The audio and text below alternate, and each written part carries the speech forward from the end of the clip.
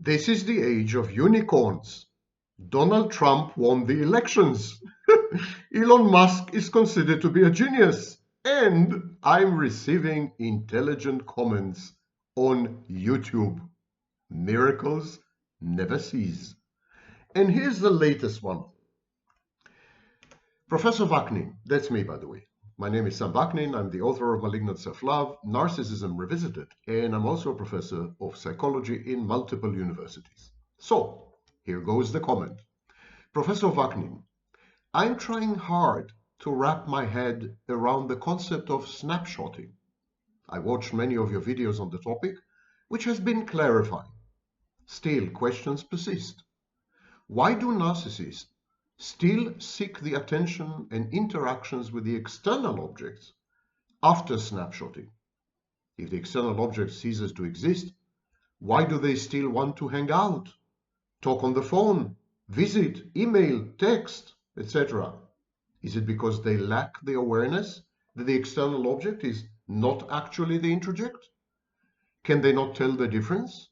I'm having a hard time understanding why don't they just end all interactions with the external object following introjection.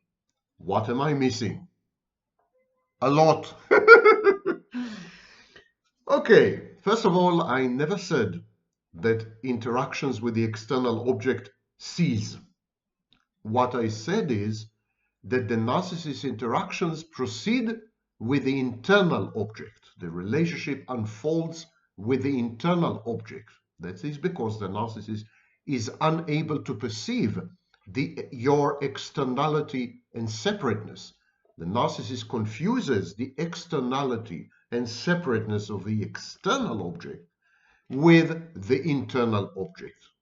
So when the narcissist is arguing with the internal object, abusing the internal object, shouting at the internal object, caressing the internal object, loving the internal object, hating the internal object, whatever the narcissist does, even when the narcissist communicates via phone or email or text, the communication is with the internal object. Whenever the narcissist does this, he is under the illusion that he is communicating with the external object.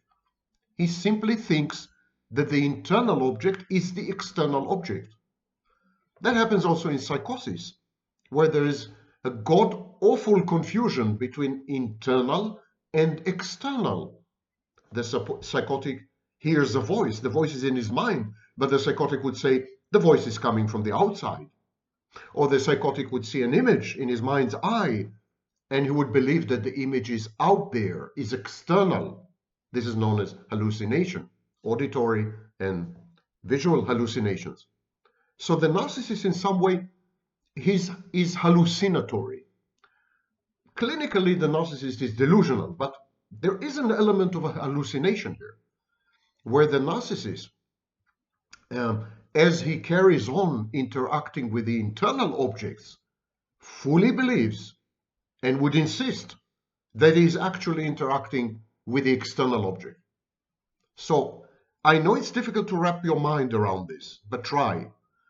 When the narcissist is shouting at you, he is actually shouting at the internal object. When he is love bombing you, he is actually love bombing the internal idealized object. When he berates you and demeans you and denigrates you and humiliates you and shames you, criticizes you, he's actually doing all these things to the devalued, persecutory internal object. The narcissist simply can't tell the difference between reality and fantasy, between out there and in here. He has no boundaries that separate himself or herself from reality because he doesn't or she doesn't have a self.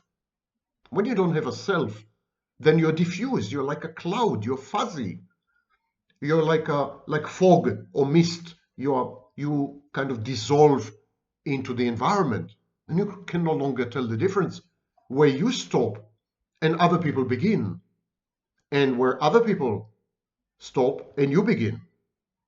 It's as if other people are extensions or figments of the imagination or elements and ingredients of the mind. And it is as if the mind is reality. The mind is the world. This is known clinically as hyper-reflexivity. I know, like many other things in pathological narcissism, this is extremely difficult to comprehend. Similarly, it's difficult to comprehend how the narcissist is actually an absence, an emptiness, a void, a black hole, an absence masquerading as a presence. So all these things are counterintuitive. They defy our daily experiences and our expectations and what we've been taught about people, about ontology, the existence of objects, about external and internal. And the reason this is happening is because the narcissist development, the narcissist personal growth, especially in early childhood, has been severely disrupted. So the narcissist is a work not even in progress. The narcissist is a work interrupted. It's like the narcissist himself is like a snapshot of a human being that could have been, that could have become, and that would never be and would never become. And so the narcissist seems to be interacting with you, isn't he? I mean, he's chatting with you, he's agreeing with you, he's disagreeing with you, he's criticizing you, he is praising you, he's loving you, he's hating on you, it's you, it's all about you, isn't it? No, it's not. It's not about you. Okay, so why does the narcissist insist that you should be physically present? Why? Why wouldn't he simply let you go in the aftermath of the snapshotting? Well, there are several very good reasons. First of all, if you were to vanish in the wake of the snapshotting, the delusional aspect, the hallucinatory aspect, the illusory aspect of the snapshot would have been too evident. The narcissist keeps you around. The narcissist insists on your presence, continuous presence, in order to convince himself that he is not insane, he is not delusional. His internal object is real. His internal object is external. The fact is, you're there. I mean, the narcissist has senses. He can see, he can hear, she can smell. So, you know, there are sensory inputs from the environment. And these sensory inputs emanating from you, how you look, how you talk, the sounds you produce, the smell, your scent, all these sensory inputs serve to convince the narcissist that the internal object he's interacting with is actually not internal, it's external. You're a bit like a placeholder, a bit like a peg in a cupboard upon which one hangs one's clothing. The narcissist hangs the internal object on you, the external object, and you serve as an inert peg, an inert hanger in a closet. So this is function number one. Your continued existence, your presence, the very fact that you're responding to the narcissist's prompts and speech acts and communication and body language and verbal abuse usually and so on. The very fact that you are there and you're responsive serves to convince the narcissist that nothing is wrong with him, that the internal object is actually external, that he is not delusional, that he is not hallucinating, that he is not psychotic, that he is not, in other words, mentally ill. The mask of sanity, as Hervey Cleckley called it, the appearance of normalcy. Narcissists are heavily emotionally invested, they're heavily cathected in maintaining a normal facade, a sane mask. And your role is to convince even the narcissist that his life is normal, his behavior is typical, nothing's wrong. Your presence in the narcissist's life conveys to the narcissist that nothing is wrong with him or her. Half of all narcissists are women. This is function number one. Second function is narcissists, exactly like people with borderline personality disorder, suffer from separation insecurity, abandonment anxiety. They lack object constancy. In other words, they have difficulty to relate to people when they are not there physically. Early on in life, baby becomes infuriated and terrified when mother leaves the room because baby is unable to visualize mother in baby's mind. This is known as object constancy. Babies up to age 18, 24, 36 months, they suffer from object impermanence, object inconstancy. They cannot create an introject, they cannot create an image, they cannot create an avatar, they cannot create a representation of mother in their own minds that would substitute for the real mother when she exits the room, when she is no longer available, when she frustrates the baby. So the narcissist is stuck, developmentally stuck, much earlier than that. So narcissists lack object constancy. Consequently, narcissists are terrified. They have abandonment anxiety, separation anxiety, or the clinical term is separation insecurity. They are terrified when you're not physically present, exactly like babies. They're 2 years old, mentally, emotionally speaking. And finally, there's a third reason the narcissist needs you to be physically there, needs you to occupy the same space, to share with him the spatial and temporal dimension, despite the fact that there is a total confusion in the narcissist's mind between you as an external object and you in his mind. The narcissist conflates your avatar, the internal object that represents you in his mind, with you. He thinks this internal object is actually external, very much like a psychotic.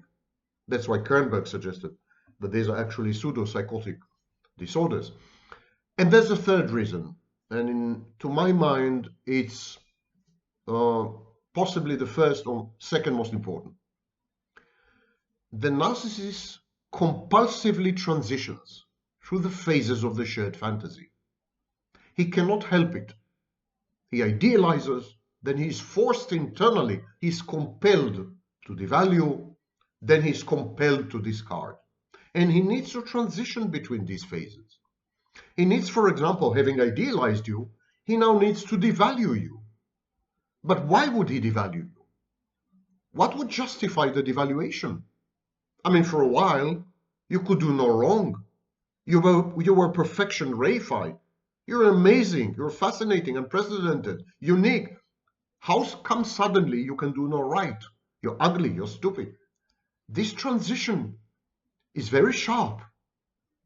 The nosology, the characteristics of the internal objects need to be changed so dramatically that the narcissist is forced to create some kind of justification, some kind of narrative explanation that will smooth over the transition from an idealized perfect entity to a totally devalued, wicked, evil entity, which you become in his mind in the devaluation phase.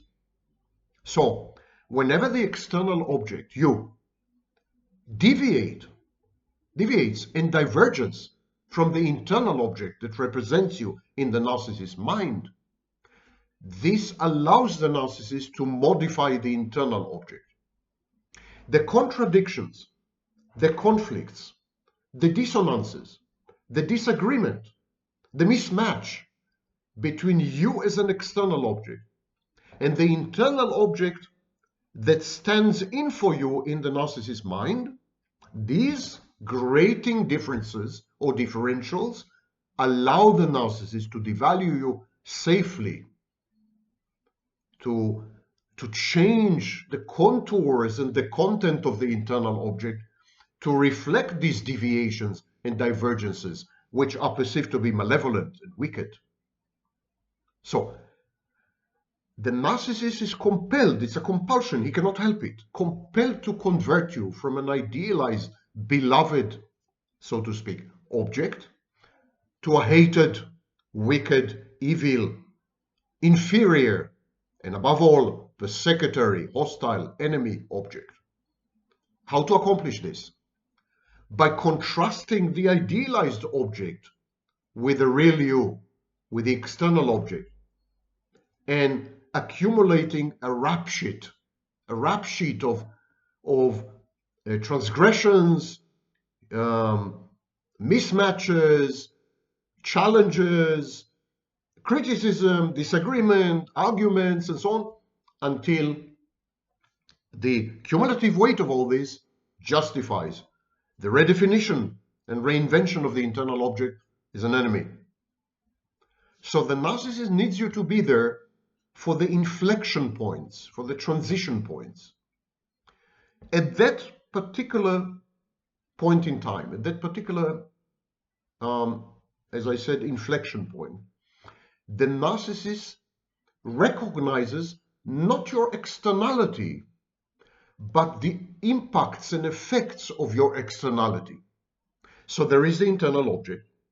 The narcissist is interacting with the internal object. At this stage, the internal object, for example, is idealized, is perfect, is amazing.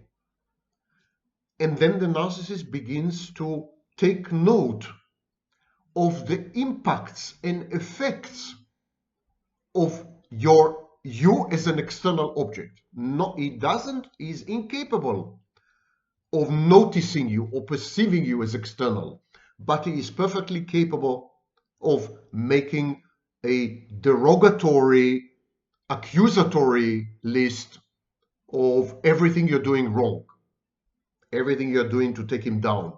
There's paranoid ideation here. So not you as an external object, but what the external object is doing to the narcissist, the impact on the narcissist. In other words, the narcissist is monitoring not you as an external object, but himself as a recipient of everything that emanates from the external object. Again, the narcissist is trapped within his mind. On the one hand, his interlocution, his dialogue is with internal objects, not with external objects. And on the other hand, he is constantly monitoring the impacts of external objects on himself. For example, narcissistic injuries or narcissistic modifications. And whenever there is daylight between the expectations from the idealized internal object and reality, in the sense that the behaviors of the external object, the impacts of the effects of the external object on the narcissist are such that they conflict. They're dissonant. They conflict with what the narcissist expects from the internal object. Then he's able to revise the internal landscape, rewrite the internal object as persecutory, as paranoid, as hypervigilant, as enemy object, hostile object. So I want you again to wrap your mind around it. It's highly counterintuitive. Narcissists are incapable of discerning the separateness and externality of objects. They cannot, for the life of them, accept, understand, perceive, grasp, grok, use any word you want, that people are external, that people are separate, that they are not part of the narcissist's mind. They can't do that. They are psychotic in this sense. However, exactly like people with psychosis, narcissists are capable of observing themselves, monitoring themselves. So they are capable of discerning, observing, perceiving the impacts and effects of external objects on themselves. So the narcissist says, this external object is actually inside my mind. This internal object is the external object. There's no difference between them. They're the one and the same. I'm interacting with an object. I don't think it's internal, I think it's external. That's the illness That's the mental illness of the narcissist. Okay. At the same time, the narcissist says, this object which I think is external, erroneously, the object is internal, but the narcissist thinks it's external. So the narcissist says, this object which I'm convinced is external is making me feel bad, is attacking me, is injuring me, is humiliating me, is mortifying me. It's a bad object. It's an evil object. It's a malevolent object.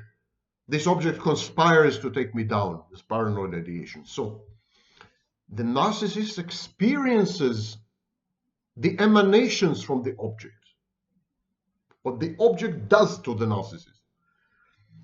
The narcissist conflates and confuses these with the internal object. So the narcissist is wrongly convinced that the internal object is actually external.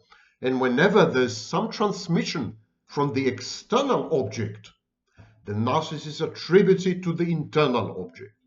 And if this transmission is dissonant, for example, if the external object disagrees with the narcissist, criticizes the narcissist, exposes the narcissist, humiliates the narcissist, injures the narcissist, whenever there is this kind of input, the narcissist perceives it as coming from the inside, from the internal object, because he can make no difference between internal and external. And then he says this internal object is bad, is evil, is against me, is hostile, and I'm going to devalue it. So the existence of an external object which provides the narcissist with input that is countervailing, contradicting, humiliating, injuring, and so on, is critical, because this is what allows the narcissist to transition from idealization to devaluation within the shared fantasy. This is the engine of the motion within the shared fantasy. And yet, make no mistake about it, throughout, the narcissist is incapable of perceiving the external object as external. He perceives the internal object as external, not the external object. And anything that happens, internally or externally, is attributed to the internal object, which is misperceived by the narcissist as external. In short, the narcissist is 100% solipsistic. He's interacting with himself. He's talking to himself. He's arguing with himself. He's shouting at himself. He's humiliating and debasing and degrading and devaluing himself, the internal object. As a kind of compensatory defense, he attributes all these dynamics to the outside world, to objects out there. He confuses his internal objects and regards them as external. And this gives him the illusion that he is normal, that he is sane, that nothing is wrong with him. So narcissists interact exclusively with representations of external objects in their minds. Everything is taking place there. Input and feedback from external objects is misattributed to the internal objects and changes their nature in the narcissist's mind. Both idealized and persecutory objects are introjects. They're internal. They're never external. Narcissists idealize and devalue as stages in a compulsive shared fantasy. Now, as a last note, what's the difference with borderlines? Huge. Difference is huge. First of all, borderlines are able to tell the difference between external and internal. They perceive external objects as external. They're much healthier in this sense than narcissism. Narcissism is a pathological defense against borderline. So it's you know, the whole 9 yards. It's one bridge too far. So borderlines are much more embedded in reality. Yet borderlines are also hampered or impeded in their ability to manage introjects. Whereas a narcissist solution is to say, my introjects, the internal objects in my mind, are actually not internal, they're external, and I'm totally normal. The borderline is a huge difficulty because she possesses introject inconstancy. She's unable to form representations in her mind, representations of other people in her mind that would somehow survive or persist. They dissolve, they fade. With a narcissist, the problem is object inconstancy. The narcissist creates a representation in his mind of other people. So he creates internal objects, and these internal objects survive. They overpower the narcissists, and they actually eliminate the narcissist reality testing. They render the narcissist delusional and fantastic. The borderline, the problem is exactly the reverse. The borderline cannot generate such internal representations. She fails to maintain them. She fails to keep them alive. Out of sight, out of mind. And this is why borderlines vacillate between idealizing and devaluing the partner so frequently. Because borderlines cannot maintain a stable, idealized, or persecutory introject, whatever the case may be. And so they recreate the introjects, they recreate the internal objects on the fly, time and again, always starting from scratch, always from zero, no credit accumulated, no guilt accumulated as well. So it's like with a borderline, you're having a new relationship every day. This is also known as identity diffusion or identity disturbance. It's like having a new relationship every day because every day she's confronted with the external object, which she is fully capable of perceiving as external. And then she tries to create an internal object that would represent the external object in her mind, and she fails. The internal object dissolves, fades. She can't hold on to it. So every day she needs to create a new internal object. And depending on her moods and her dysregulated emotions, labile moods, dysregulated emotions, circumstances, God knows what, the object generated every day could be radically different to the object generated the day before. So today's object could be the exact opposite of yesterday's object. This is the core of the borderline's identity diffusion or identity disturbance, because of course the self is also an internal object. So the borderline's incapacity to maintain the stability of internal objects extends to her own selfhood, to her own self. She's incapable of maintaining a stable self. Her self dissolves into emptiness. She is like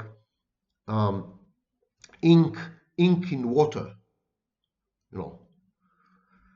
So you're beginning to see that internal objects, external objects, explain a lot in terms of the narcissistic pathology and the borderline pathology. Not to mention, of course, psychotic disorders. It is an offshoot of object relation theories, especially Melanie Klein's theories and so on, but taken further. And my work leads to the concept of self-states. So I recommend that you watch the videos in the IPAM, IP, like Peter, AM, personality. So I've taken this a bit further and I merged it with the work of Philip Bromberg and others to generate a personality theory, a complete, comprehensive personality theory. I think all of us are struggling with the distinction between external objects and internal objects. All of us have difficulties in this sense. Luckily, the vast majority of people, sane, healthy, normal, call them what you wish, normative, neurotypicals, I mean, use any word you want, vast majority of people are capable of telling the difference, of establishing firewalls and boundaries, and of not confusing internal and external. When this collapses, for example, in times of crisis, in times of stress or tension or anxiety, when these this ability is shut off, then we may have psychotic micro-episodes, we may suddenly trigger narcissistic defenses, so even healthy people could become temporary narcissists or temporary borderlines or even temporary psychotics. Now here's a terrifying thought for you.